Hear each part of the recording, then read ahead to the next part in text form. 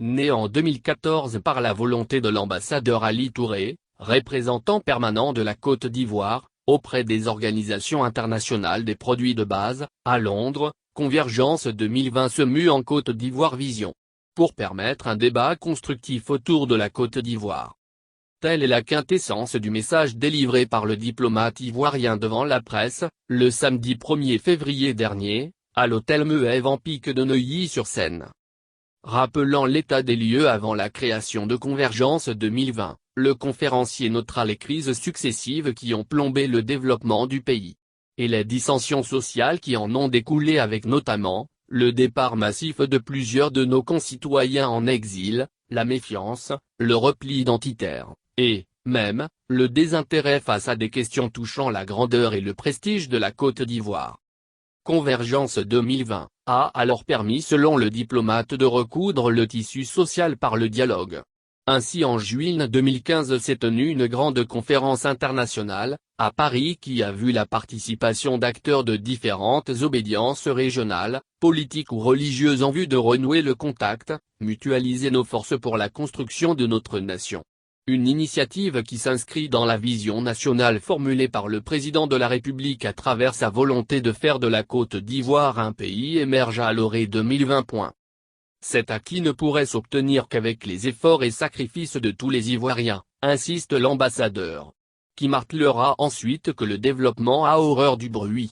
Et invitera ses concitoyens de la diaspora tout comme ceux vivant en Côte d'Ivoire à se saisir du triptyque union, discipline et travail, selon la devise du pays. Pour atteindre une nation moderne.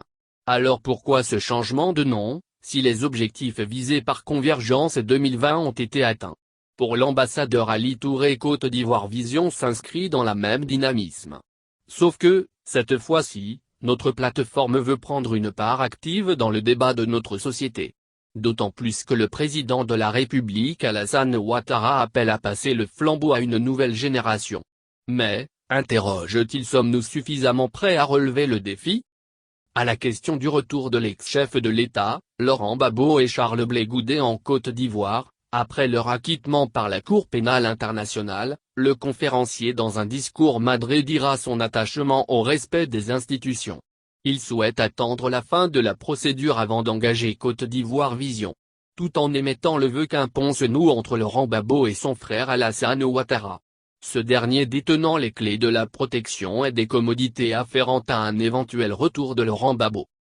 Pour tous ceux qui s'inquiètent de l'éloignement de la Côte d'Ivoire de l'ex-chef de l'État, l'ambassadeur Ali Touré exhorte à décrisper l'atmosphère dans un langage de courtoisie. Ainsi tous les débats seront possibles autour des acquis réalisés par le président Alassane Ouattara. Tant au niveau des infrastructures, logements sociaux, et une croissance à 8% faisant pâlir de jalousie des nations, non des moindres selon M. Ali Touré.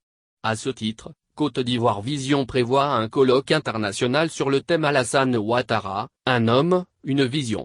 Nul doute que le débat reste ouvert dans la diaspora.